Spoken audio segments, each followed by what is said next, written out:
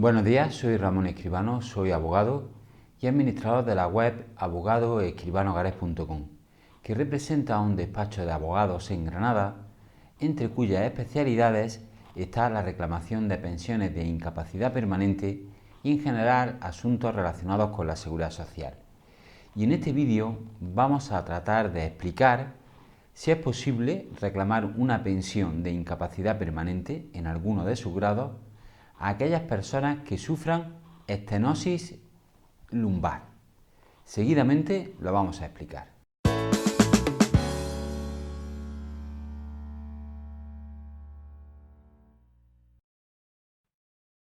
Como hemos dicho en la introducción del vídeo, queremos hablar de la estenosis lumbar y en particular si las personas que sufren esta patología a nivel lumbar podrían solicitar una pensión de incapacidad permanente en alguno de sus grados. Lo primero que tenemos que aclarar es a qué nos referimos cuando hablamos de estenosis lumbar.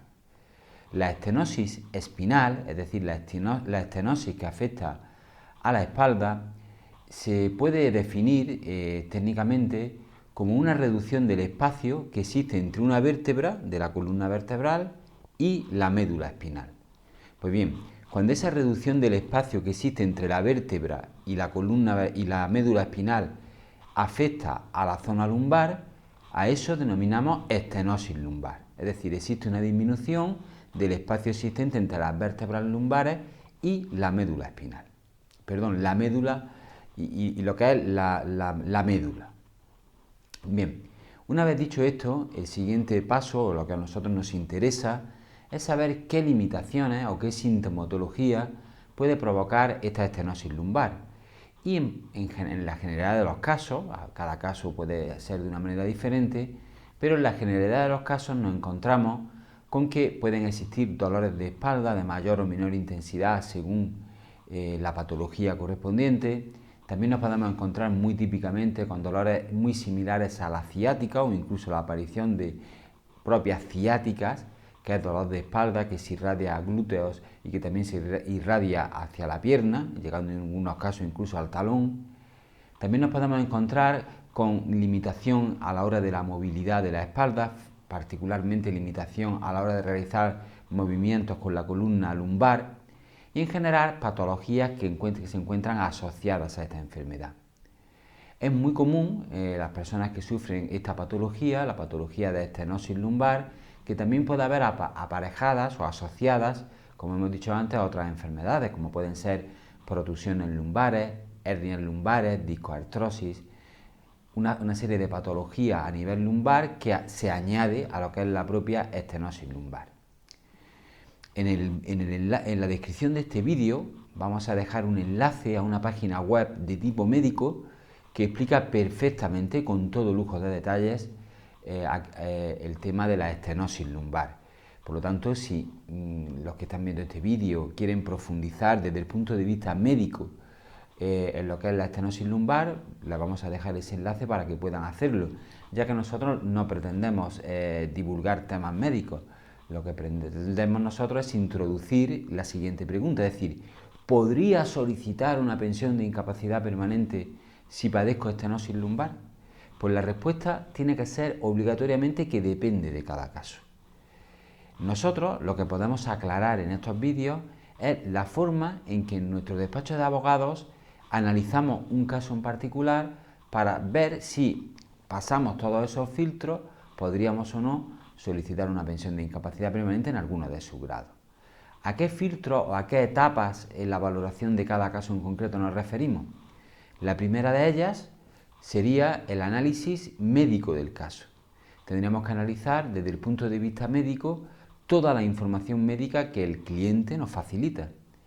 Dedicamos especial atención al tema de la cronicidad, es decir, queremos detenernos especialmente, como es lógico, en ver si la persona ha agotado todos los tratamientos posibles, ya que la estenosis lumbar y en cualquier otra zona de la columna vertebral también se le puede aplicar, puede conllevar tratamientos quirúrgicos, en cuyo caso habría que agotarlos previamente y ver cómo queda el paciente para valorar si podríamos reclamar una incapacidad, o bien tratamientos conservadores, de tipo conservador, que igualmente habría que agotar previamente para poder analizar después el estado residual que se llama del lesionado.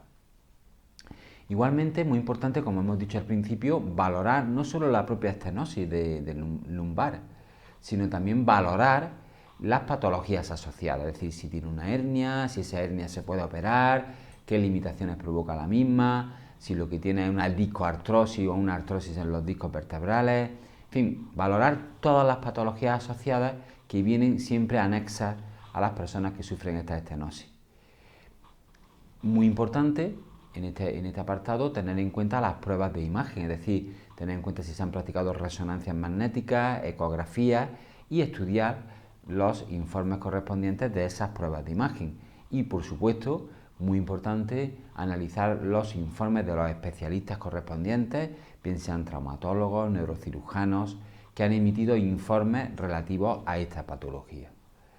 También queremos mencionar que es súper importante, por lo menos para nosotros es un aspecto muy relevante, el valorar también los informes de medicina rehabilitadora que se hayan podido obtener.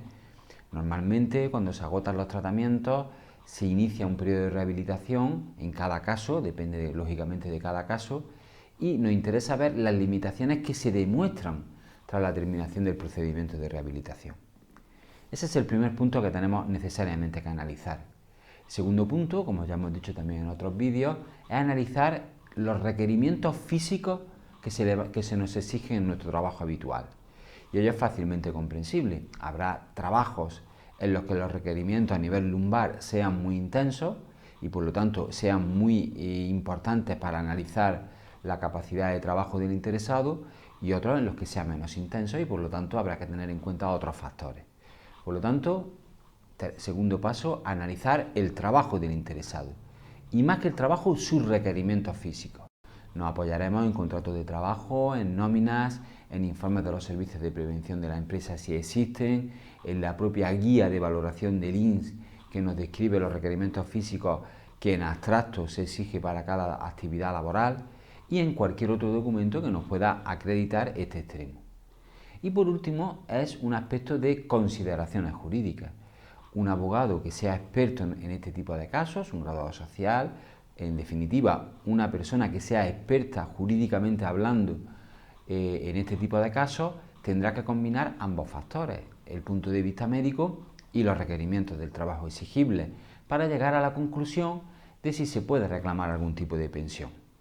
Que la pensión que normalmente se puede reclamar en estos casos puede ser una absoluta, en el caso de que no podamos realizar ningún trabajo, ni siquiera los sedentarios y ni siquiera aquellos en los que no se exigen esfuerzos físicos, o bien podamos reclamar una incapacidad permanente total, es decir, no podemos realizar nuestro trabajo habitual, pero sí otro donde no se nos exijan esos requerimientos.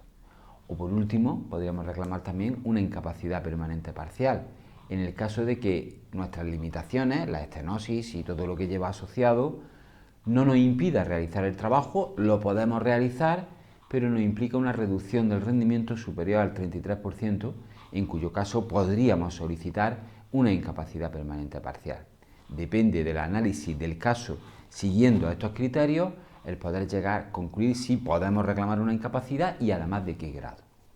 Bien, esta valoración del caso en nuestro despacho, como sabéis, porque lo hemos dicho en muchos vídeos, lo ofrecemos a cualquier interesado de forma totalmente gratuita.